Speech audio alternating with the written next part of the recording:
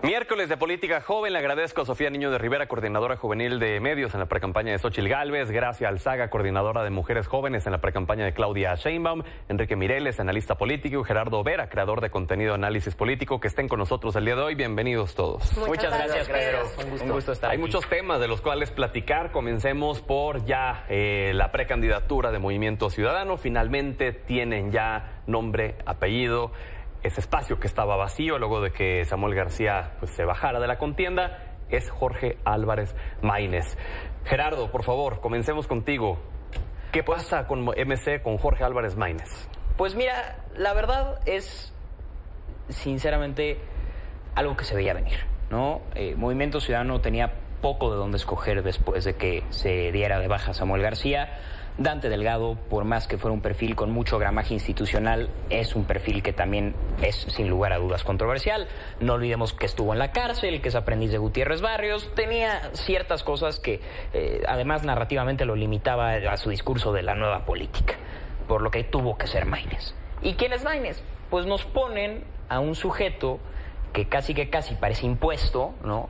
Que no tiene mucho carisma, que su trayectoria política es relativamente corta y que en realidad, si por algo destaca, es porque ha sido una voz un tanto vocal para MC en el Congreso estos últimos 3 años. Pero de ahí en fuera, no es un perfil que llame la atención, no es un perfil que verdaderamente jale y, digo, no podemos juzgar hasta que no lo veamos en acción, pero de primera impresión no hay mucho para que quienes decir. no lo sepan, Jorge Álvarez Maínez era el líder de la bancada de Movimiento Ciudadano en la Cámara de Diputados. Sofía.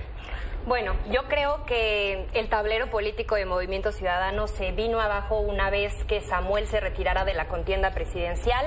Creo que era de esperarse que les costara, como dice Gerardo, mucho trabajo al interior de Movimiento Ciudadano decidir cuál era el perfil que mínimamente pudiera alcanzar los índices de popularidad que pudo haber llegado Samuel en una campaña.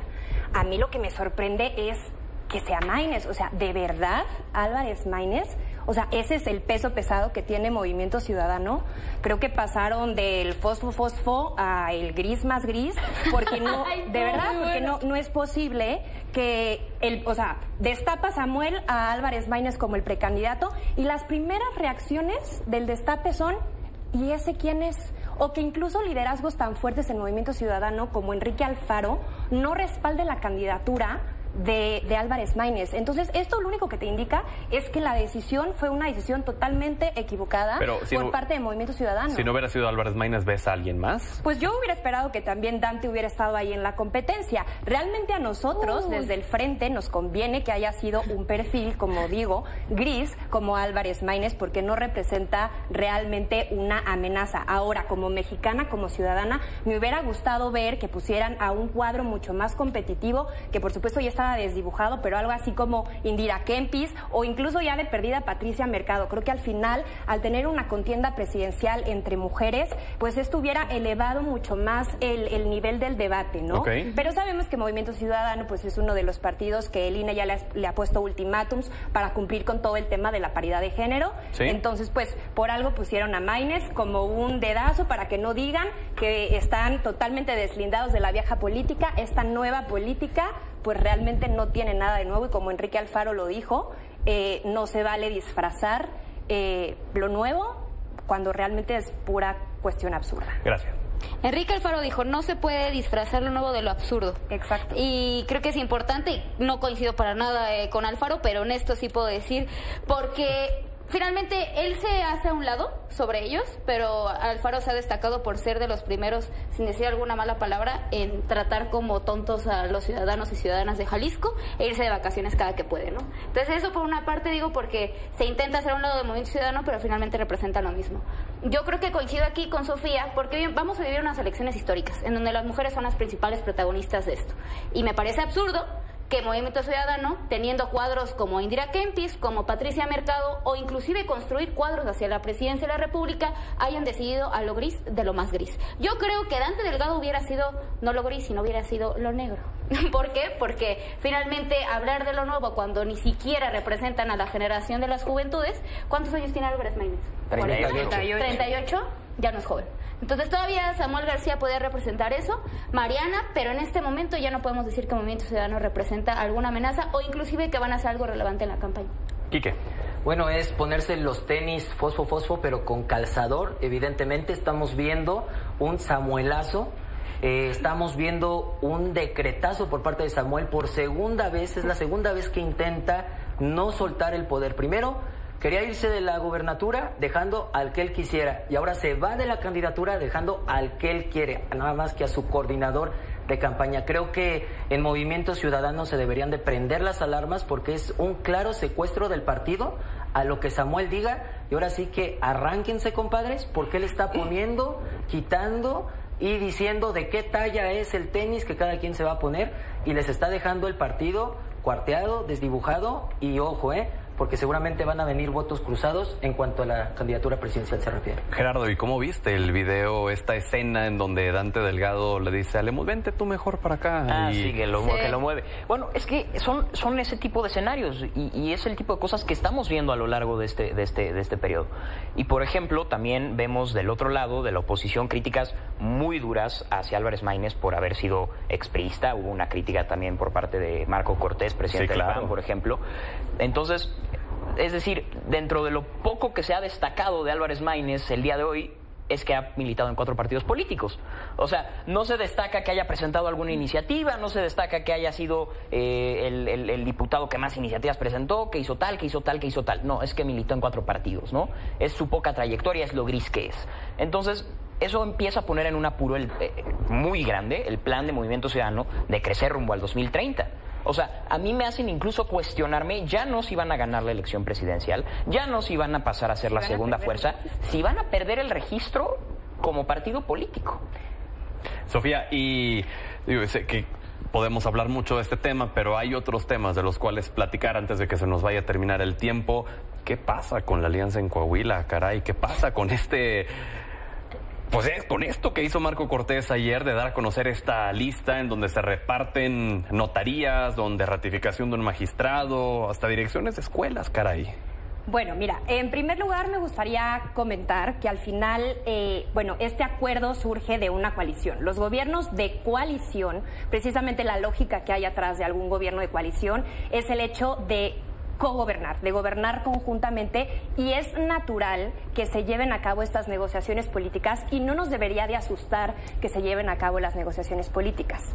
La forma, por supuesto, que la critico. Creo que al final Marco Cortés careció de una madurez política para manifestar que no estaba conforme con que no se estuvieran repartiendo conforme a lo que ya habían acordado las dirigencias. Ahora, sí me gustaría aclarar que aquí creo que se está poniendo en el ojo del huracán el tema del incumplimiento, y realmente el PRI no incumplió como tal o per se con Manolo Jiménez en el acuerdo que se mostró. Aquí lo que pasa es que, y lo pueden ver en lo que publicó Marco Cortés, hay una cláusula que indica que las candidaturas se pueden modificar, o sea, nada está realmente escrito en piedra. Lo que pasa es que el PAN no cumplió el 60% que había prometido que iba a ganar. Okay. Entonces aquí lo que se está haciendo es ocupar precisamente el músculo de esta coalición para lograr ocupar estos espacios y poder lograr el objetivo central de la coalición, que no olvidemos que es evitar que Morena siga ganando estos espacios a nivel territorial en las gubernaturas. Ok, gracias. ¿Qué opinas de esto? Que no estamos hablando nada más de la forma, sino del fondo. Es decir, es bien sabido, conocido, inclusive hasta reglamentado, legalizado, que los partidos políticos en coalición escojan los espacios, sobre todo de representación popular. Pero estamos hablando de un documento que incluía notarías, que incluía organismos autónomos, que incluía inclusive la ratificación de un magistrado. Si nos remontamos hace algunos meses, el PRIAN-RD eran los primeros que defendían la autonomía de las instituciones, eran los primeros que hablaban de la independencia del Poder Judicial, pero en este momento se están dividiendo todos esos espacios en Coahuila. Entonces, ¿qué pasará en los demás estados? ¿Qué pasará a nivel nacional? Estamos hablando de que jamás existió una defensa del Poder Judicial, jamás existió una independencia de los organismos autónomos y, sobre todo, jamás existió una verdadera transparencia en la distribución de las notarías. Enrique. No, bueno, primero que nada hay que dejar en claro que las negociaciones políticas son legales y tan legales que están reglamentadas, y en la ley electoral hay pues apartados en los que se establece de cuando tú haces equipo con otro partido, cómo se van a dividir precisamente los espacios de representación. Pero las negociaciones políticas siempre deben de ir encaminado a darle resultados a la ciudadanía y lo que le convenga a la ciudadanía, es decir, en una mejor gobernanza, en un gobierno de coalición, en que se ejecuten políticas públicas pues responsables y que evidentemente sean en beneficio de la ciudadanía. Esta negociación que se expuso claramente muestra todo lo que está mal dentro de la política, porque no se pueden negociar cuestiones que por naturaleza son de una autonomía respecto al tema de un gobierno ejecutivo, o que deberían de tener esta autonomía. Entonces, primero, la falta de oficio, claramente, la exposición de esto, y sí una alerta en decir, se están haciendo las negociaciones políticas como deberían de hacerse, pensando en la situación que vive hoy el país, y esto aplica para todos los partidos políticos. Sobre la mesa debe de estar, sí o sí, el beneficio de los ciudadanos y no el beneficio de particulares, ¿no? Gerardo. Pues bueno, a ver, yo creo que este tema es muy sencillo, ¿no? Por un lado tenemos un incumplimiento de un acuerdo, aparentemente según lo que dice Marco Cortés. Por el otro lado tenemos a Marco Cortés exponiendo a sus propios aliados, peleándose con ellos, y por el otro lado tenemos un acuerdo en lo gris, en lo oscurito, con muchas cosas que no deberían estar como están. Yo, si algo me queda claro de todo esto, es por qué muchos mexicanos estamos tan enojados con el PRI, con el PAN, y por qué muchos mexicanos no confiamos en este discurso de que en el equipo de Xóchitl Gálvez no hay huevones, rateros y pendejos, porque lo único que me están demostrando es que eso es lo que hay. Sofía, ¿quieres un último comentario para replicar nada más todo? me gustaría justamente enfatizar que esto no es una cuestión exclusiva del PRI y del PAN, es algo que se ve en todos los partidos políticos y además también en otros países, hablando de las negociaciones políticas. Por supuesto que nosotros en el PRI tampoco estamos a favor de que se repartan estas cosas. Al final sabemos, y como lo dijo la precandidata Xóchitl Gálvez, que este tipo de acuerdos políticos tienen que ser en beneficio de la gente y no para favorecer intereses personales. Entonces, pues ojalá que sirva de moraleja para que los dirigentes estén a la altura de lo que las y los mexicanos queremos para estas elecciones. Antes de despedirnos, ¿quieren así rápidamente replicar? Gracias. Era el momento de Xóchitl Gálvez para exigir que Marco Cortés renunciara a su cargo. Era el momento para que Xóchitl Gálvez se deslindara de lo que sucedió, y sobre todo era momento para que el PRI dijera que no permite eso, cuando su presidente fue el primero en firmar. Enrique. Bueno, primero que nada, Xóchitl no puede exigir la renuncia de un partido porque ella no milita en ese partido. Entonces no es, ese tema no le corresponde a Xóchitl, y Xóchitl sí denunció y expresó que no estaba de acuerdo en estos acuerdos en lo oscurito. Ella sí salió, incluso con el coste político que esto podría tener. O sea, ella no se lo guardó, salió y acaba de decir, yo no estoy de acuerdo. Y de hecho yo creo que eso es parte mucho del choque que ha tenido la candidatura de Xóchitl contra el tema partidista, porque ella sí, estas cuestiones sí sale a denunciarlas, a exponerlas, y creo que por eso ha habido tanta fricción en su precandidatura. Gerardo, 20 segundos, un último comentario. Pues respondiendo un poco, sería muy cínico no hacerlo, ¿no? Entonces creo que al menos nos podemos llevar el gusto de que Xóchitl, dentro de las muchas cosas malas que tenga, cínica no es. Muy bien, gracias a los cuatro por haber estado aquí hoy.